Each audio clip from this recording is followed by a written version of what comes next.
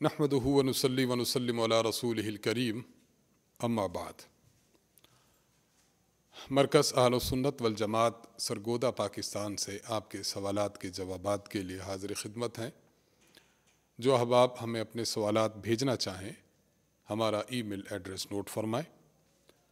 markaz.edu87@gmail.com markaz.edu87@gmail.com। अपना सवाल वाज़ेह अल्फाज में लिख भेजिए, इंशाअल्लाह मरकज़ की जानिब से उसका जवाब दे दिया जाएगा। रमज़ानुल मुक़द्दस का अज़ीम महीना चल रहा है। रहमत वाला अशरा अपने सफ़र को गामज़न है। खुशनसीब हैं वो तमाम मुसलमान जो रमज़ानुल मुक़द्दस में इबादात सरअंजाम देते हैं।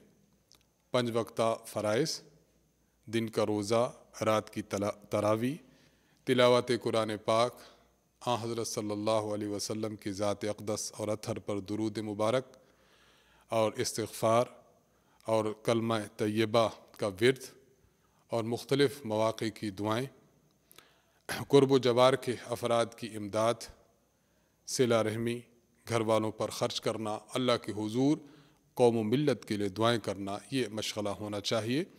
अल्लाह ताला हमें रमज़ानुल मुक़द्दस की इबादात ज़्यादा से ज़्यादा करने की तौफ़ीक बख्शे और अपने फ़ज़ल व करम से उन्हें कबूल भी फ़रमाए।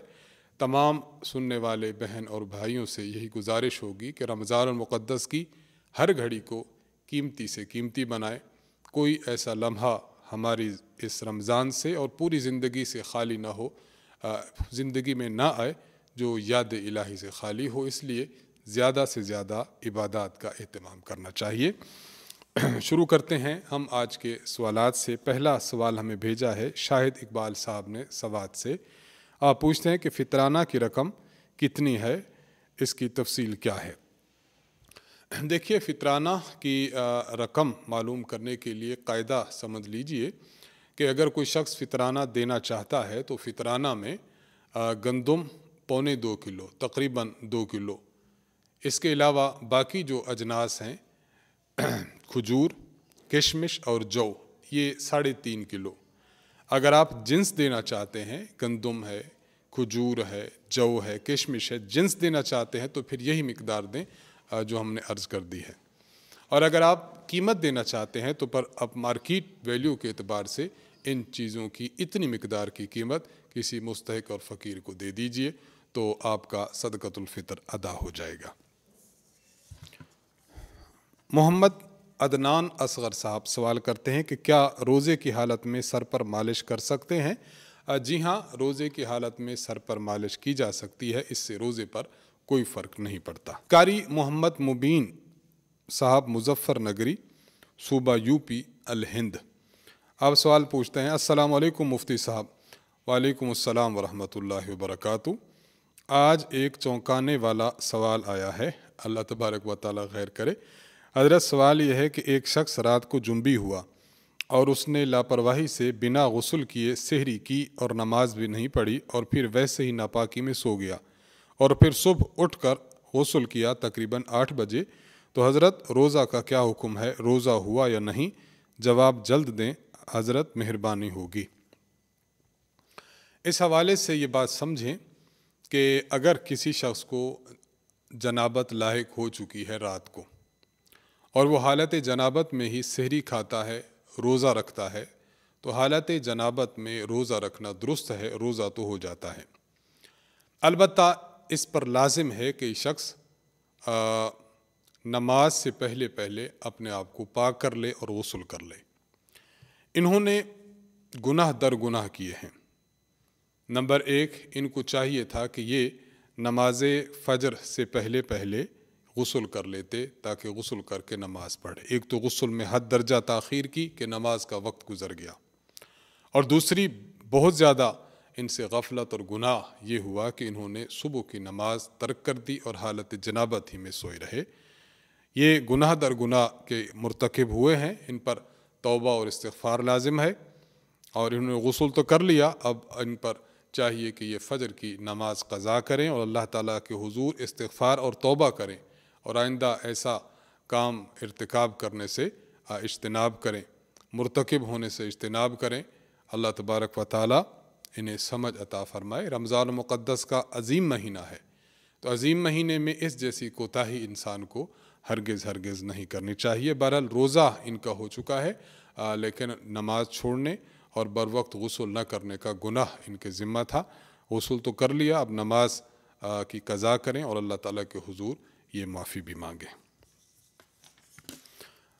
मोहम्मद कसीम सज्जाद साहब सवाल करते हैं कि एक इमाम वितर पढ़ा रहा था और तीसरी रकत में भूल कर वो रुकू में चला गया, फिर पीछे से मुक्तदी ने लुकमा दिया तो वो फ़ौरन खड़ा हो गया और उसने दुआए कुनूत पढ़ी।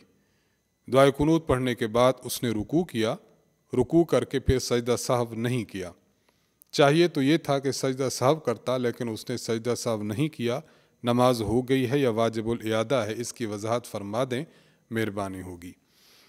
देखिए, इस हवाले से ये बात समझें कि अगर कोई इमाम या कोई मुनफरिद अकेला नमाज पढ़ने वाला कहीं वो वितर पढ़ता है, तो वितर में तीसरी रकत में जब आप सूरतुल फातिहा पढ़ें, सूरतुल फातिहा के बाद वाली सूरत पढ़ें, तो उसके बाद अल्लाहु अकबर कहकर हाथ उठाएं और हाथ उठाने के बाद हाथ बांधें, हाथ बांधने के बाद दुआए कुनूत पढ़ें। अगर कोई शख्स भूल कर उसने अल्लाहु अकबर कहा और फ़ौरन रुकू में चला गया, उसने दुआए कुनूत नहीं पढ़ी, तो ये उसने दुरुस्त नहीं किया। अब अगर रुकू में चला गया है तो उसको चाहिए कि बस अपना रुकू मुकम्मल करे, उसके बाद सजदे मुकम्मल करे, तशहुद पढ़े और सजदा साहव कर ले। अगर कोई शख्स इस तरह नमाज पढ़ा रहा था कि वो वितर पढ़ा रहा है और उसने अल्लाहु अकबर कहकर गलती से रुकू में चला गया, तो अगर मुक्तदियों ने लुकमा दिया है तो वो लुकमा कबूल न करता, बस वो रुकू मुकम्मल करके उसी तरतीब से जो मैंने अर्ज़ की आखिर में सजदा साहव कर लेता। यानी इस शख्स के लिए रुकू से वापस लौटना अच्छा नहीं है, इसने बुरा किया। बहरहाल आपके जो इमाम साहब हैं उन्होंने रुकू से वापस आ तो गए हैं, लेकिन आखिर में उनको सजदा साहब करना चाहिए था। देखिए, ऐसी नमाज, ये कायदा भी समझ लें, ऐसी नमाज कि जिसमें किसी इंसान पर सजदा साहब वाजिब हो, ऐसी गलती हो गई कि सजदा साहब वाजिब था तो सजदा साहब करना ज़रूरी है। अगर सजदा साहब नहीं किया तो अगर उस नमाज का वक्त बाकी हो तो उस नमाज का इयादा करना, उस नमाज को लौटाना लाजिम होता है। अगर वक्त गुज़र जाए तो फिर लौटाना लाजिम नहीं, मुस्तहब रह जाता है। इसलिए नमाज तो बरल हो गई है, चूँकि रात गुज़र चुकी है, अब उस नमाज का लौटाना वाजिब नहीं रहा। मोहम्मद हुसैन बिन मोहम्मद अनवार साहब सहारनपुर यूपी इंडिया से सवाल करते हैं, अस्सलामु अलैकुम व रहमतुल्लाहि व बरकातुहू। वालेकुम अस्सलाम व रहमतुल्लाहि व बरकातुहू। मेरे 3 सवालात हैं। नंबर 1, रमज़ान के महीने में नमाज के लिए बच्चे मस्जिद में आते हैं और बहुत शरारत करते हैं, तो उनको नमाज में किस तरह खड़ा करना चाहिए?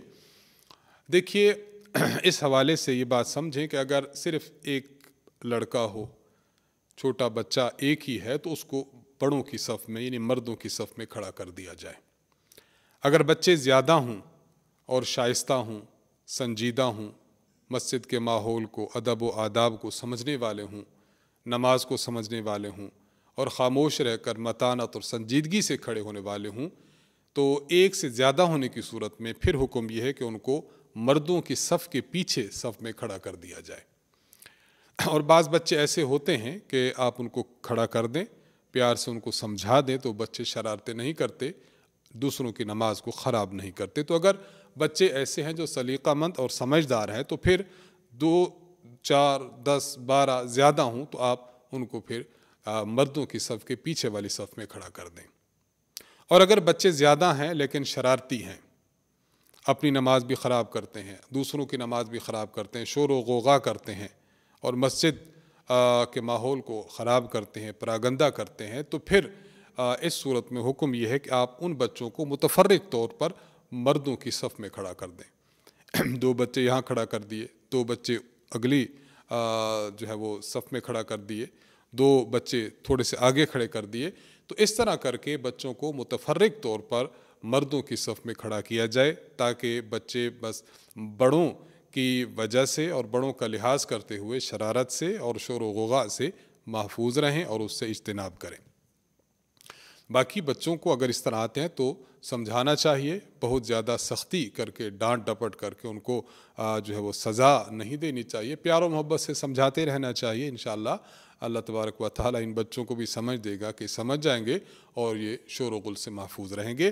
اسی کے ضمن میں ایک بات یہ بھی سمجھ لی جائے کہ امام صاحب کے پیچھے جو ہے وہ بڑے افراد کو کھڑا کیا جائے، بالغ حضرات کو کھڑا کیا جائے، جو سنجیدہ حضرات ان کو کھڑا کیا جائے، تاکہ کبھی اگر امام صاحب کی نماز جو ہے وہ اس کو کوئی مسئلہ ہوتا ہے تو وہ اپنی نماز میں کسی کو اگر اپنا خلیفہ بنانا چاہے تو کسی بڑے آدمی کو خلیفہ بنائے۔ امام کے پیچھے بہرحال بچوں کو نہ کھڑا کریں، بچوں کو سائڈز پر دائیں بائیں کھڑا کر دیا جائے، تو اس طرح انشاءاللہ مسجد کا ماحول بھی درست ہوگا اور بچے بھی بڑوں کی زیر نگرانی رہ کر انشاءاللہ نماز کی طرف متوجہ رہیں گے اور مسجد کے ماحول کو پراگندہ نہیں کریں گے۔ دوسرا سوال پوچھا ہے کہ اگر کوئی شخص سفر میں ہو اور کسی مقام پر 10 دن ٹھہرا ہو تو وہ زبان سے قصر نماز کی نیت کیسے کرے گا؟ دیکھیے، زبان سے نماز قصر کی نیت اگر اس نے کرنی ہے تو بس یوں کہہ دے گا کہ یا اللہ مثلاً ظہر کے فرض ہیں، یا اللہ میں ظہر کے فرض قصر نماز کے طور پر پڑھتا ہوں، اور اگر دل ہی میں نیت کرتا ہے کہ میں قصر کی نماز پڑھ رہا ہوں تو اس کی بھی گنجائش ہے۔ نمبر 3، یہ بھی بتائیں کہ سفر صرف 3 گھنٹے کا ہے اور 112 کلومیٹر کا ہے، کیا ایسے سفر میں روزے کو چھوڑنا جائز ہے یا نہیں؟ برائے کرم سبھی تینوں کے جوابات مرحمت فرما دیں۔ دیکھیے، مسافر شخص یہ 78 کلومیٹر اگر کسی شخص نے سفر کرنا ہے تو وہ مسافر کہلائے گا۔ محمد حسین صاحب یہ پوچھ رہے ہیں کہ 112 کلومیٹر کا سفر کسی شخص نے کرنا ہے تو اس کے روزے کا کیا حکم ہے؟ دیکھیے، اس حوالے سے یہ سمجھیں کہ اگر کوئی شخص روزہ رکھتے وقت سحری کے وقت، یعنی سحری کا ٹائم مثلاً ختم ہو رہا ہے 4:25 پر، تو 4:25 پر اگر وہ شخص سفر کا ارادہ تو ہے لیکن ابھی اس نے سفر سٹارٹ نہیں کیا، سٹارٹ کرنے کا معنی کہ ابھی اپنے شہر کی باؤنڈری کے اندر ہے، شہر کی باؤنڈری کے اندر تھا اور اس کو سحری کا وقت ختم ہو گیا، تو اب اس شخص کے لیے روزہ چھوڑنا جائز نہیں، اس پر روزہ رکھنا لازم ہے۔ اگر آپ 112 کلومیٹر لمبا سفر کرنا چاہ رہے تھے لیکن سحری آپ نے اپنے گھر میں کی ہے، اس وقت آپ اپنے گھر میں یا اپنے شہر کی حدود اور باؤنڈری کے اندر تھے، تو اب روزہ رکھنا فرض ہے، روزہ چھوڑنا جائز نہیں۔ اور اگر کوئی شخص سفر کر رہا ہے لیکن جب سحری کا وقت آیا تو وہ اپنے شہر کی باؤنڈری سے کراس کر چکا تھا، اس وقت کراس کر لیا تھا تو اس کے بعد سحری کا وقت ختم ہو رہا تھا، تو اب ایسے شخص کو اجازت ہے کہ اگر یہ روزہ چھوڑنا چاہے تو یہ روزہ چھوڑ سکتا ہے، کیونکہ 112 کلومیٹر یہ شرعی مسافت بنتی ہے۔ اس تفصیل کے مطابق انسان اپنی جو ہے وہ سفر اور اس سفر کی حالت کو دیکھ لے کہ اگر وہ مسافر بن رہا ہے تو پھر اس کو روزہ چھوڑنے کی اجازت ہے، اور اگر سحری کے وقت وہ اپنے گھر ہی میں یا حدود شہر میں موجود ہے تو اب روزہ چھوڑنے کی اجازت نہیں ہوگی۔ آپ کے تینوں سوالات کے جوابات عرض کر دیے گئے۔ یاسر صاحب مقبوضہ کشمیر سے سوال کرتے ہیں، السلام علیکم ورحمۃ اللہ وبرکاتہ۔ وعلیکم السلام ورحمۃ اللہ وبرکاتہ۔ میری عرض یوں ہے کہ میرا ایک بھائی ہے، وہ روزہ رکھتا ہے، جب وہ سحری کر رہا ہوتا ہے تو کہتا ہے کہ دوسرے لوگ روزہ نہیں رکھتے، کیا اس طرح کہنے سے روزہ پر کوئی فرق تو نہیں پڑے گا؟ برائے کرم جواب دے کر شکریہ کا موقع دے۔ دیکھیے، اس طرح کہنے سے روزہ پر تو کوئی فرق نہیں پڑے گا، البتہ یہ بات ذہن میں رکھنی چاہیے کہ یہ کہنا دوسرے لوگ روزہ نہیں رکھتے تو اس کہنے میں کوئی قباحت نہیں ہے۔ ہاں، اگر کوئی شخص دوسروں کو نیچا دکھانے کے لیے یا ایسا شخص کہ جس نے روزہ نہیں رکھا عذر کی وجہ سے اس کو چڑھانے کے لیے اور تنگ کرنے کے لیے ایسا کہا جائے تو یہ کہنا برا ضرور ہے، لیکن اس سے روزہ پر فرق نہیں پڑتا۔ ہاں، باقی اگر کوئی شخص یہ کہتا ہے کہ دوسرے لوگ روزہ نہیں رکھتے، کوڑھن کی وجہ سے، فکر کی وجہ سے، تفکر کی وجہ سے کہتا ہے، تو پھر اس طرح کہنا چاہیے، دوسروں کو ترغیب دینی چاہیے۔ خلاصہ یہ کہ اس طرح کہنے سے بہرحال آپ کے بھائی صاحب کے روزے پر کوئی فرق نہیں پڑا، اس لیے اطمینان رکھیے۔ محمد عدنان صاحب انڈیا سے سوال کرتے ہیں کہ تراویح میں قرآن کا کچھ حصہ چھوٹ گیا یا کچھ غلط ہو گیا تو اسے کیسے دہرائیں؟ اگر قرآن کریم کا کوئی حصہ چھوٹ گیا ہے تو پھر اس کو اگلی رکعت میں دہرا لیں، وہاں پر پتہ نہیں چلا کسی اور تراویح میں دہرا لیں، وہاں بھی نہیں پتہ چلا تو ایک دن نہ پتہ چلا دوسرے دن کسی نے بتایا تو دوسرے دن دہرا لیا جائے، تو جو حصہ چھوٹ گیا ہو اس طرح دہرا لیا جائے، اور جو حصہ غلط ہو گیا تو غلط جو حصہ ہو گیا اس کو بھی تصحیح وہیں پر کر لی جائے یا تصحیح دوسرے دن کر لی جائے۔ باقی یہاں پر یہ بات ذہن میں رکھی جائے کہ جس حصے میں غلطی ہوئی ہے اگر وہ غلطی ایسی ہے جس سے نماز فاسد ہو جاتی ہے تو پھر تو آپ کو پوری کی پوری تراویح میں جو قرآن کریم آپ نے پڑھا ہے وہ سارا دہرانا پڑے گا، اور اگر غلطی ایسی ہے جس سے نماز فاسد نہیں ہوتی تو بس اسی آیت کو اگر دوبارہ پڑھ لیں تب بھی درست ہے، اور اگر وہ پڑھ لی گئی اور دوبارہ بعد میں آپ کو یاد نہ آئی کہ کون سی آیت تھی تو پھر وہ ہو گئی، بس اب توبہ اور استغفار کریں۔ ناصر احمد صاحب آپ سوال کرتے ہیں السلام علیکم ورحمۃ اللہ وبرکاتہ۔ وعلیکم السلام ورحمۃ اللہ وبرکاتہ۔ میرا سوال یہ ہے کہ اگر 3 رکعت نماز تراویح ہو جائے بھولے سے، یہاں تک کہ کسی نے لقمہ بھی نہیں دیا اور امام نے سجدہ سہو بھی نہیں کیا، تو اس صورت میں کیا کیا جائے؟ برائے مہربانی جواب عنایت فرمائے، جزاک اللہ خیرہ۔ 3 رکعت اگر امام صاحب نے پڑھا دی ہیں تو اس کی 2 صورتیں ہوں گی۔ ایک صورت تو یہ ہوگی کہ امام صاحب نے 3 رکعتیں پڑھائی ہیں اور درمیان میں قعدہ نہیں کیا، تینوں اکٹھی پڑھا دی ہیں۔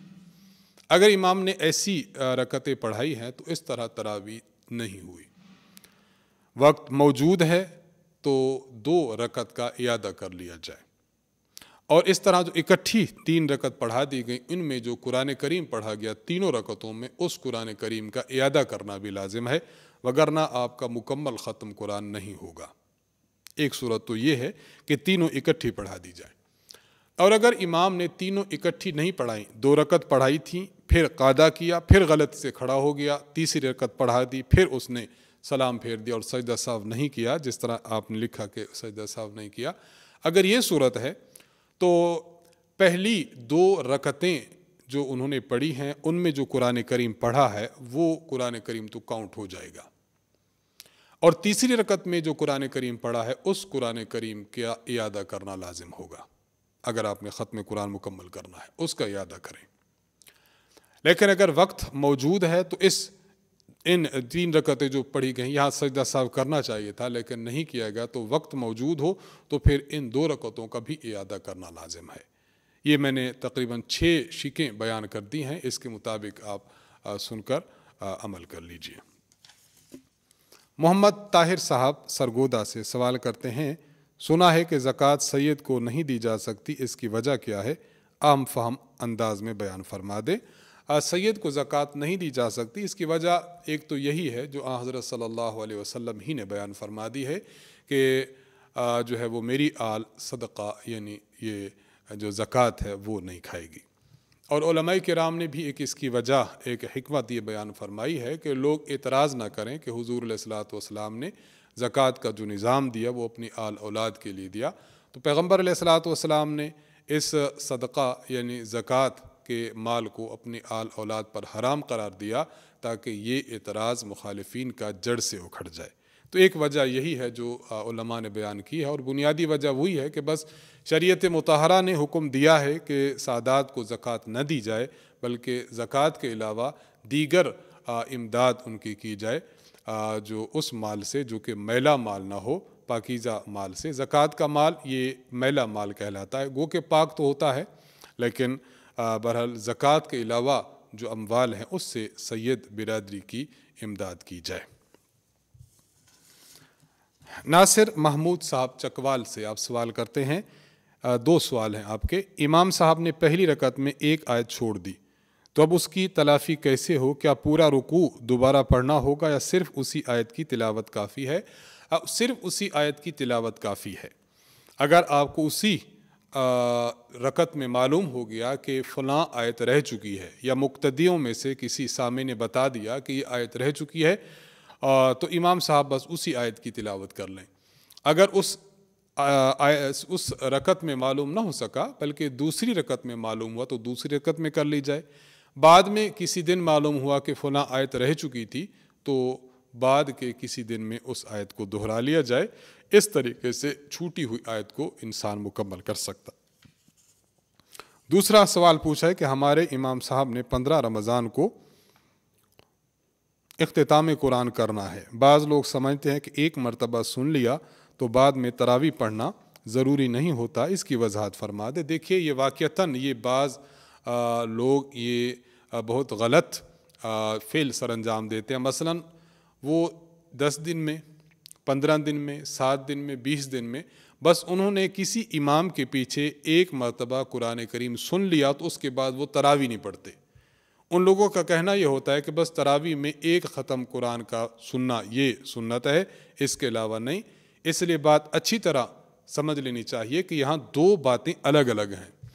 نمبر 1 تراویح میں قرآن کریم سننا، نمبر 2 پورا مہینہ 20 رکعت تراویح پڑھنا۔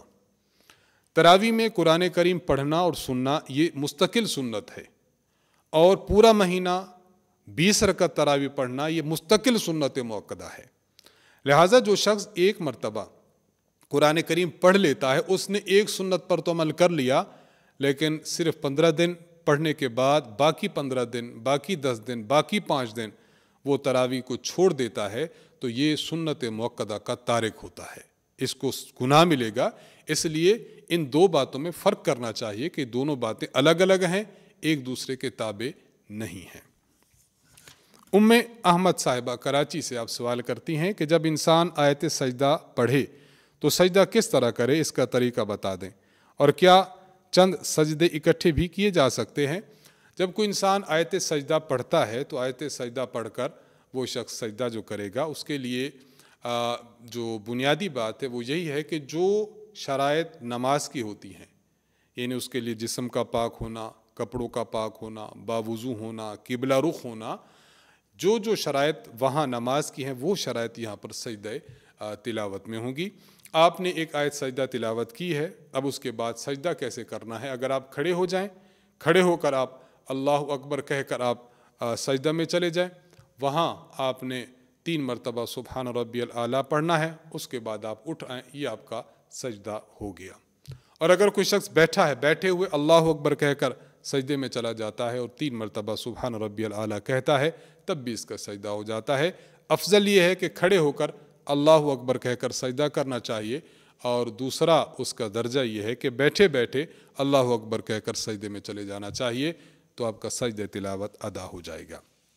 اور جو ہماری بہن کا دوسرا سوال ہے کہ کیا چند سجدے اکٹھے بھی کیے جا سکتے ہیں، تو جی ہاں کیے جا سکتے ہیں، اس میں کوئی حرج کی بات نہیں، لیکن بہتر یہی ہے کہ انسان جب سجدہ تلاوت کرے تو فوراً سجدہ کر لے تو اچھا ضرور ہے، مبادا کہ اس کو زندگی ملتی ہے یا نہیں ملتی اور یہ سجدہ اس کے ذمہ ہی نہ رہ جائے، اس لیے بہتر تو یہ ہے کہ فوراً کر دیا جائے۔ اور اگر کوئی شخص تلاوت ایک لمبی مقدار کر کے اکٹھے ہی سجدے وہ ایک مقام پر، ایک جگہ پر، ایک وقت میں کر لے تو اس کی بھی گنجائش ہے اور یہ بھی جائز ہے۔ فیاض احمد صاحب بنو سے سوال کرتے ہیں، السلام علیکم مفتی صاحب۔ وعلیکم السلام ورحمۃ اللہ وبرکاتہ۔ میرا سوال رمضان کے متعلق تو نہیں لیکن بہت اہم ہے۔ المحنت علی المفند میں سوال نمبر 23 میں ایک عبارت ہے جو سمجھ نہیں آ رہی، وہ عبارت یہ ہے، وَهُوَ مِنَ الْأَكَاذِيبِ الَّتِي اِفْتَرَاهَا إِلَّا بِالسِّتَّةِ الدَّجَّالُونَ۔ صحیح کیا ہے؟ برائے مہربانی جلدی بتائیں، میں نے چند علماء سے پوچھا لیکن تشفی نہیں ہوئی۔ دیکھیے المحنت علی المفند جو کتاب ہے حضرت مولانا خلیل احمد سہارنپوری رحمہ اللہ نے لکھی ہے، آپ کے خدمت میں ہم عرض کرتے چلیں کہ اس کتاب کو استاذ محترم حضرت متکلم اسلام مولانا محمد الیاس گھمن صاحب دامت برکاتہم نے نئے ترجمہ اور حاشیہ کے ساتھ اور عبارت پر اعراب کے ساتھ جو ہے وہ شائع فرمایا ہے۔ کتاب میں آپ کی خدمت میں لے کر آیا ہوں المحنت علی المفند کے نام سے۔ سوال نمبر 23 میں جو مقام آپ کہہ رہے ہیں، صحیح عبارت کیا ہے؟ استاذ محترم نے اپنی اس کتاب میں صحیح عبارت کو لکھا ہے۔ جو آپ نے اعراب لگا کے عبارت بھیجی، اعراب یوں نہیں ہے، بلکہ اعراب اور عبارت ویسے ہے جیسے استاذ محترم نے نقل فرمائی ہے۔ میں عبارت آپ کی خدمت میں پڑھ دیتا ہوں تاکہ یہ بات واضح ہو جائے۔ عبارت یہ ہے کہ وَهُوَ مِنَ الْأَكَاذِيبِ الَّتِي افْتَرَاهَا الْأَبَالِسَةُ، یہ لفظ الا بالستہ نہیں ہے بلکہ لفظ ہے الابالسہ الدجالون الکذابون۔ لفظ ابالسہ یہ ابلیس کی جمع ہے، اور اس کا ترجمہ یہ ہے کہ نیز آپ رحمۃ اللہ علیہ یعنی حضرت مولانا رشید احمد گنگوہی رحمہ اللہ کا تذکرہ ہو رہا ہے، یہ آپ رحمۃ اللہ علیہ پر بالکل جھوٹ بولا گیا ہے، اور یہ ان جھوٹے بہتانوں میں سے ایک ہے جو جھوٹے شیاطین دجالوں نے محض دشمنی کی وجہ سے اپنی طرف سے گھڑے ہیں۔ تو یہ لفظ الا بالستہ نہیں ہے بلکہ الابالسہ ہے جو ابلیس کی جمع ہے۔ اب عبارت انشاءاللہ درست اور مستقیم ہو جائے گی۔ تو المحند علی المفند استاذ محترم کے حاشیہ والی پڑھیں گے تو انشاءاللہ باقی مقامات بھی واضح ہو جائیں گے۔ محمد غفران صاحب انڈیا سے آپ سوال کرتے ہیں، السلام علیکم ورحمۃ اللہ وبرکاتہ۔ وعلیکم السلام ورحمۃ اللہ وبرکاتہ۔ دریافت کرنا تھا کہ سورۃ واقعہ مغرب کے بعد پڑھنے کی فضیلت یہ ہے کہ اس سے گھر میں فاقہ نہیں آتا۔ اب اگر کوئی شخص مغرب کی 2 نفلوں میں اس کو پڑھ لے تو کیا اس کو وہ فضیلت حاصل ہوگی؟ اسی طرح خاص صورتیں جو مختلف مواقع پر پڑھنا منقول ہے اگر نماز میں پڑھ لی جائیں تو ان کی وہی فضیلت حاصل ہوگی یا نہیں؟ جیسے جمعہ کے دن کسی نے 2 نفل میں سورۃ الکہف پڑھ لی تو اس کو وہی فضیلت ملے گی جو احادیث میں آئی ہے یا نہیں؟ واضح فرما دے، جزاک اللہ خیرہ و احسن الجزا۔ دیکھیے، مختلف مواقع پر جو صورتیں پڑھنا منقول ہیں عام طور پر جب ان کو ذکر کیا گیا ہے تو ان کا کوئی خاص طریقہ نہیں متعین کیا گیا کہ نماز میں پڑھنا ہے یا نماز کے علاوہ پڑھنا ہے، مطلقاً اس کو بیان کیا گیا، اور جب مطلقاً بیان کیا گیا ہے تو دونوں طریقے درست ہیں۔ آپ ان صورتوں کو اگر نفل نماز کا وقت ہے تو نفل میں بھی پڑھ لیں تب بھی درست ہو جائے گا، اور اگر آپ ان کو نفل میں نہ پڑھیں بلکہ ویسے ہی آپ قرآن مجید سامنے رکھ کر پڑھ لیں تب بھی درست ہو جائے گا۔ یہ جو صورتیں ہیں ان کے متعلق جو روایات آئی ہیں روایات مطلق ہیں۔ مثلا شعب الایمان میں امام بیہقی رحمہ اللہ نے حضرت عبداللہ بن مسعود رضی اللہ عنہ سے نقل فرمایا کہ حضرت عبداللہ بن مسعود رضی اللہ عنہ نے فرمایا کہ حضور علیہ الصلاۃ والسلام نے ارشاد فرمایا، من قرأ سورۃ الواقعۃ فی کل لیلۃ لم تصبہ فاقۃ ابدا، جو بندہ رات کے وقت سورۃ الواقعہ پڑھ لیتا ہے اس کو کبھی فاقہ اور تنگ دستی اور محتاجی نہیں ہوگی، یعنی ایسا نہیں ہوگا کسی دن اس کو رزق نہ ملا ہو، کسی دن کھانا نہ ملا ہو۔ یہ روایت ہے۔ اب یہ روایت مطلق ہے، اس کا معنی کہ اگر آپ اس کو نفلوں میں پڑھ لیں تب بھی درست ہے اور نفلوں کے علاوہ میں پڑھ لیں تب بھی درست ہے۔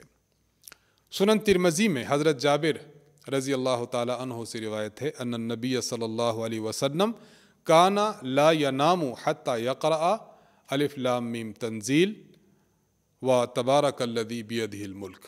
حضرت جابر بن عبداللہ رضی اللہ عنہ فرماتے ہیں کہ نبی علیہ الصلوۃ والسلام رات کو اس وقت تک نہیں سوتے تھے جب تک الف لام میم تنزیل سورت نہ پڑھتے اور تبارک الذی یہ سورت نہ پڑھتے۔ تو یہ بھی مطلق ہے، اس کا اطلاق اس بات کا تقاضا کرتا ہے کہ اگر ان کو نفلوں میں پڑھ لیا جائے تب بھی درست ہے، اور اگر ان کو ویسے پڑھ لیا جائے تب بھی درست ہے۔ تو دونوں صورتیں درست ہیں، آپ جس صورت پر عمل کرنا چاہیں انشاءاللہ العزیز۔